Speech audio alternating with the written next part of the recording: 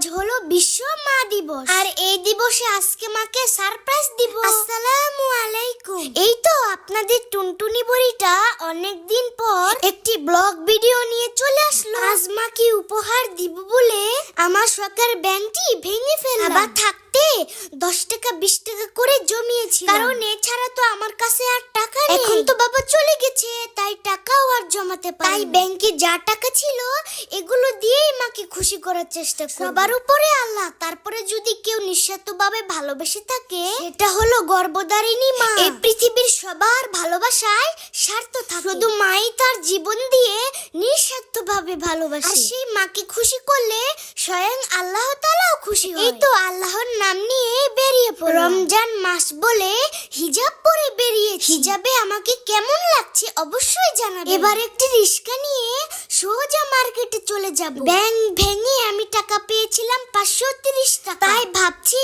মাকে একটি ছবির ফ্রেম উপহার দিব, যেখানে মা বাবা আমার 3 জনের ছবি থাকবে। কিন্তু এখানে এসে দেখি ও মা, ফ্রেমের দাম তো অনেক বেশি, এত টাকা তো আমার কাছে নেই। তাই চলে আসলাম। এবার ফুলের দোকানে এসে দুটি গোলাপ ফুল কিনে নিলাম। আর কি কিনা যায় ভাবছিলাম। ভাবতে ভাবতে চলে গেলাম একটি কসমেটিকের দোকানে। আমি তো জানি আমার মা চুড়ি খুব পছন্দ করে, তাই মায়ের জন্য আমার পছন্দ মতো একটি চুড়ি কিনে নিলাম। এবার পাশের একটি দোকানে গিয়ে মায়ের জন্য একটি জামা কিনে নিলাম। এগুলো কিনছি আর আমার বুকের ভিতরটা দগদগ দগদগ করছে। কেন জানেন?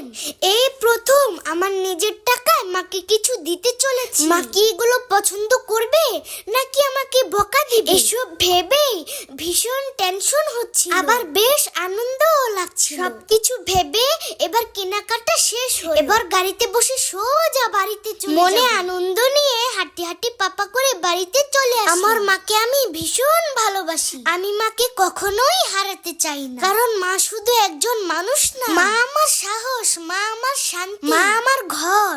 মায়ের হাতটা ধরলে মনে হয় সব ভয় দূরে সরে যায়। মায়ের কণ্ঠ শুনলে মনে হয় সব দুঃখগুলো ছোট হয়ে যায়। এই মানুষটাকে ছাড়া একটা সকাল কল্পনা করাও কঠিন। আমি জানি একদিন সবাইকে বিদায় নিতে হবে, এই সত্যটা খুব নির্মম। তবুও আমি চাই আমার জীবনের সব কষ্ট আমি নিয়ে নেই, কিন্তু মায়ের চোখে যেন এক ফোঁটা পানিও না আসে। কিন্তু আমার মা হাসির চাইতে কান্নাই করে বেশি, কারণ আমার মা তো অসুস্থ। যতটুকু হাসে ভালোভাবে থাকে এটা শুধু আমার কথা চিন্তা করে। তা না হলে যেই মায়ের শরীরে প্রতি মাসে 2 ব্যাগ করে রক্ত লাগে